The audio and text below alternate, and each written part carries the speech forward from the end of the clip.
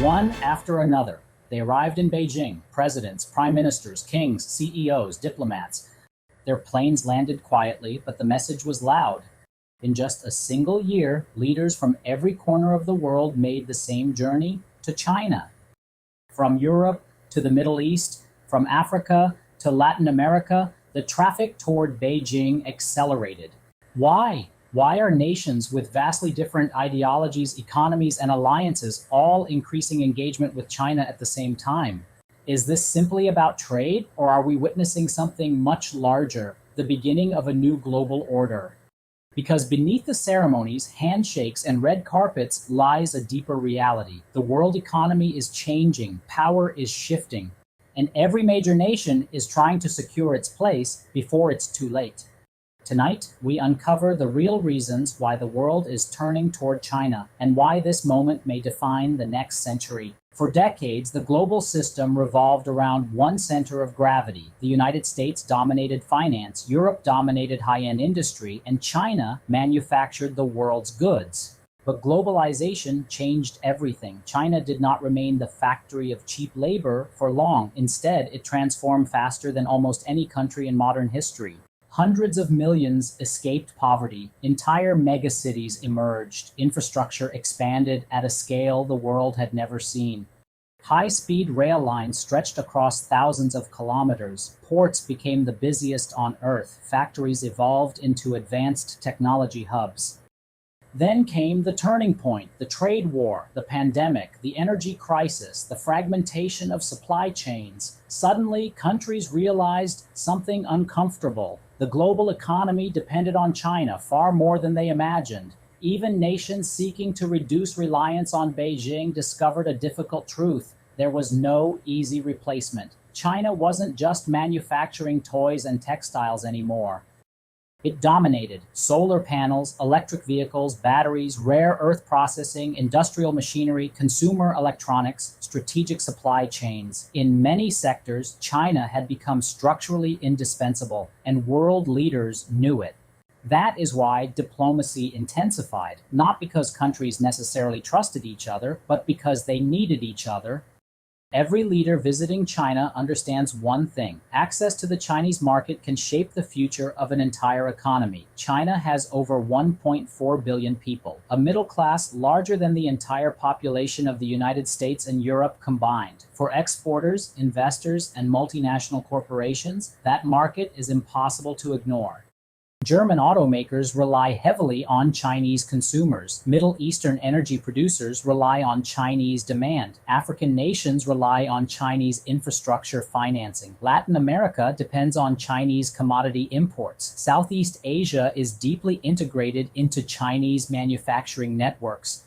Even countries politically aligned with Washington continue expanding economic ties with Beijing. Because economics often overrides ideology, behind closed doors, many leaders worry about slowing growth, inflation, debt, and domestic instability. China represents opportunity, investment, trade, industrial cooperation, technology partnerships, infrastructure development, and in an era of economic uncertainty, leaders cannot afford isolation. This explains why official visits to Beijing often include enormous business delegations. The meetings are not symbolic. They are transactional. Every nation wants access to capital, manufacturing, technology, and markets, and China has all four. But economics alone does not explain the diplomatic wave. Politics does too. For nearly 3 decades after the Cold War, the world operated under a largely unipolar system dominated by the United States. But today, that era is fading. A multipolar world is emerging. China, India, Russia, the Gulf states, regional blocs, new financial institutions. Power is dispersing. Many countries no longer want to depend entirely on a single global power. Instead, they seek strategic flexibility. They want relationships with Washington and Beijing. This balancing strategy has become increasingly common. Even traditional US allies now pursue de-risking instead of full decoupling from China. Why? Because complete separation would be economically devastating. At the same time, developing nations increasingly view China as an alternative center of influence. Unlike Western powers, China often presents itself as a partner focused on infrastructure and development rather than political intervention.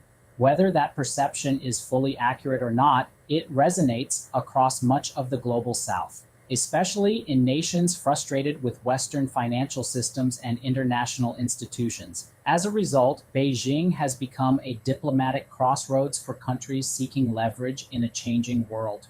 One of the clearest signs of this shift is the expansion of BRICS. Originally formed by Brazil, Russia, India, China, and South Africa, the bloc has gained new momentum. More countries are applying to join.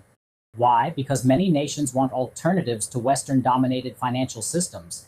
The US dollar still dominates global trade, but geopolitical tensions have encouraged countries to diversify reserves, payment systems, and partnerships. China has positioned itself at the center of this movement. Beijing promotes trade in local currencies, alternative banking mechanisms, cross-border digital payment systems, infrastructure connectivity. For developing nations, this creates options, and options create bargaining power. That is why leaders from Africa, the Middle East, and Latin America increasingly visit China, not necessarily to choose China over the West, but to avoid dependence on any single power altogether. This is the essence of the new geopolitical era, strategic diversification.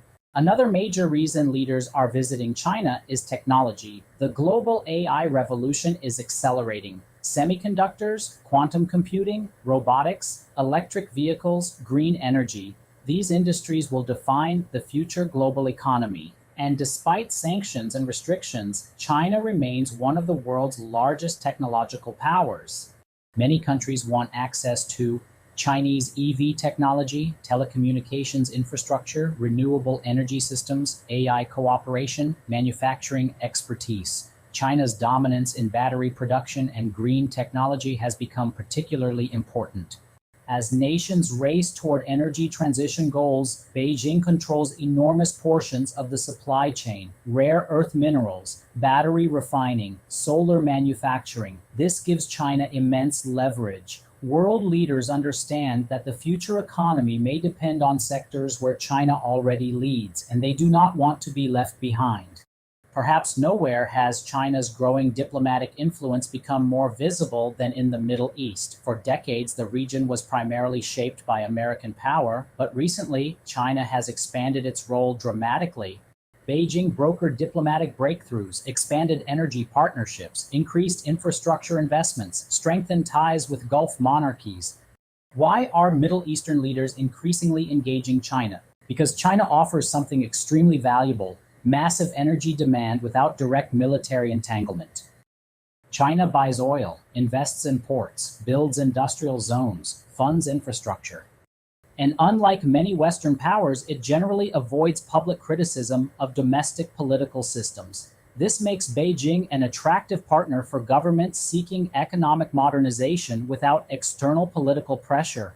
At the same time, China benefits enormously from stable energy relationships. It is a strategic partnership built on mutual interests, and it is reshaping global diplomacy. Europe faces one of the most difficult balancing acts in the world. On one hand, European governments remain closely aligned with the United States. On the other hand, China is one of Europe's largest trading partners. European leaders worry about economic stagnation, industrial competitiveness, energy costs, manufacturing decline. Many European companies rely deeply on Chinese supply chains and consumers. This creates tension. Europe wants economic security, but it also needs economic growth, and for many industries, China remains essential. That is why European leaders continue traveling to Beijing despite political disagreements. They are trying to preserve economic ties while managing strategic risks. It is a delicate balancing act, and one that may define Europe's future. But what does China want from all of this? The answer is influence. Not necessarily through military expansion, but through economic centrality. China wants to become indispensable to the global system, a nation so integrated into trade, infrastructure, finance, and technology that isolating it becomes impossible. This strategy is long-term, patient, calculated, systematic. Beijing understands that global influence today is not built only with armies. It is built with ports, railways, data networks, supply chains, investments, industrial ecosystems. And by many measures, China has already succeeded. Even countries concerned about China's rise continue engaging with it, because disengagement carries enormous costs. The growing stream of leaders visiting China is not random. It reflects a deeper transformation happening across the world. The old era of globalization is ending. A more fragmented, competitive, and multipolar system is emerging.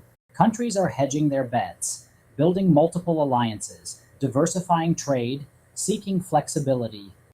And at the center of this transition stands China, not alone, not unchallenged, but undeniably powerful. The question is no longer whether China matters. The question is how the rest of the world will adapt to its rise. Will cooperation prevail? Will competition intensify? Will the future be multipolar or divided into rival blocs? No one yet knows the answer. But one thing is certain, the planes landing in Beijing are not just carrying politicians. They are carrying the future of global power. The world is entering a new era, and history may remember this period as the moment the global balance began to shift. If you enjoyed this documentary, subscribe for more deep geopolitical analysis and long-form global documentaries. What do you think? Is the world moving toward cooperation or a new Cold War? Leave your thoughts in the comments below, and thanks for watching.